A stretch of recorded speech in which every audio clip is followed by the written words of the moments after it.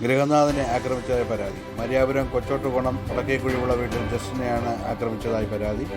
തിങ്കളാഴ്ച ഉച്ചയ്ക്ക് 2 മണിയോടുകൂടിയാണ് സംഭവം. ഇയാളുടെ വീട്ടിലെത്തിയ ആദ്യ ഭാര്യയും ബന്ധുക്കളും അടങ്ങുന്ന 6ഓളം വരുന്ന സംഘമാണ് ആക്രമണം നടത്തിയത്. കുറുവടി, ഹോക്കി സ്റ്റിക്ക്, വെട്ടുകത്തി തുടങ്ങിയ ആയുധങ്ങൾ ഉപയോഗിച്ചുള്ള ആക്രമണത്തിൽ തലയ്ക്ക് ഗുരുതരമായി പരിക്കേറ്റ ജസ്റ്റിനെ തിരുവനന്തപുരം മെഡിക്കൽ കോളേജ് ആശുപത്രിയിൽ പ്രവേശിപ്പിച്ചു. പാറശാല പോലീസ് കേസെടുത്ത് അന്വേഷണം നടത്തിയിരുന്നു.